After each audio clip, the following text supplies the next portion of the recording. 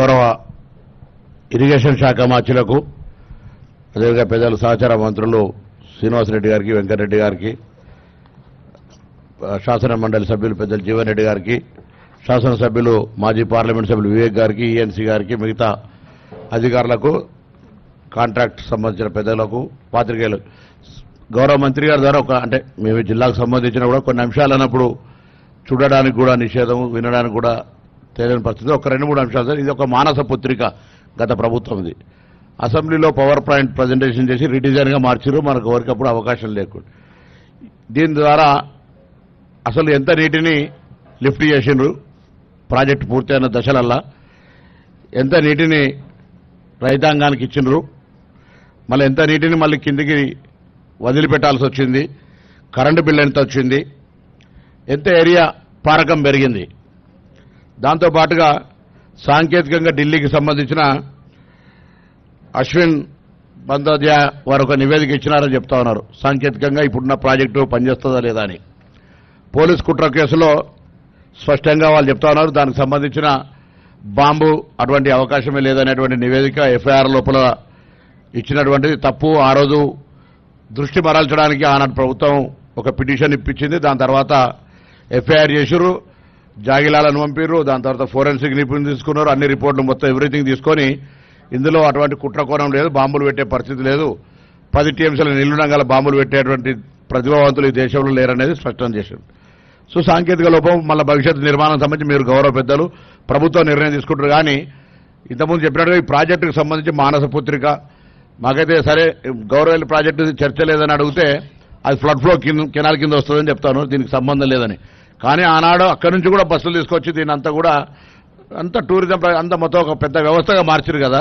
ఇవాళ ఇది ఆ ప్రయోజనం లేనప్పుడు దానికి సంబంధించినటువంటి మానస పుత్రిక పరిస్థితి ఏంది భవిష్యత్తుకు సంబంధించి ఇన్ని వందల కోట్ల రూపాయలు, లక్షల కోట్ల రూపాయలు ఖర్చు అయ్యేటువంటి పరిస్థితి. మన లక్షల కోట్ల అవన్నీ జరిగిందంటలేం.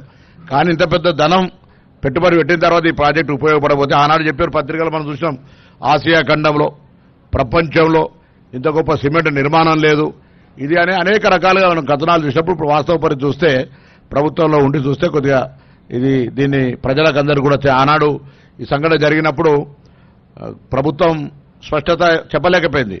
మనం గౌరవ మీరంతా కూడా మంత్రిగా, సంబంధిత శాఖ మంత్రిగా మీరు ఈరోజు ఒక పెద్ద కార్యక్రమం తీసుకొని వచ్చినారు.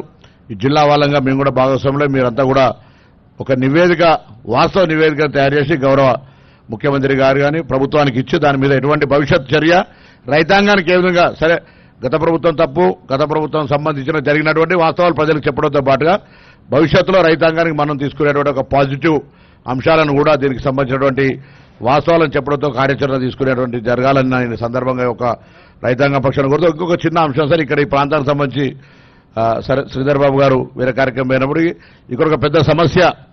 ఆనాడు వెంకటస్వామి గారు పెద్దలు ఈ కార్యక్రమం రూపొందించినాడు, అంబేద్కర్ చేవేలా పెట్టినాడు. ఇప్పుడు ఇలా ముంపుకు సంబంధించి బ్యాక్ వాటర్కి సంబంధించి కూడా చాలా పెద్ద సమస్య ఉంది. మీకు ఇంతకుముందే పిటిషన్ కూడా ఇచ్చినారు.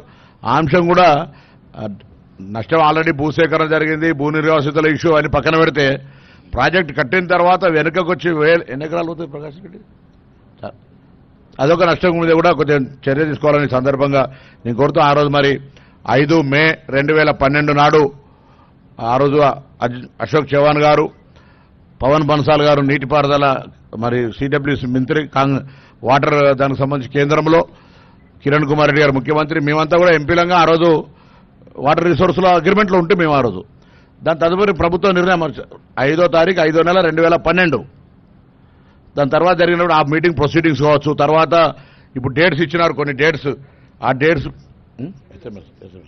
ఆ డేట్స్ ప్రొసీడింగ్స్ కూడా కొద్దిగా చూసి దయచేసి ఒక వాస్తవికాన్ని తెలంగాణ యావత్ ప్రజలు, ఎందుకంటే ఇంత పెద్ద ప్రజల ధనం, దీనికి సంబంధించి జరిగినటువంటి మంచి చెడు అన్ని కూడా చెప్పే ప్రయత్నం చేయాలని గౌరవ మంత్రి గారు విజ్ఞప్తి చేస్తాను.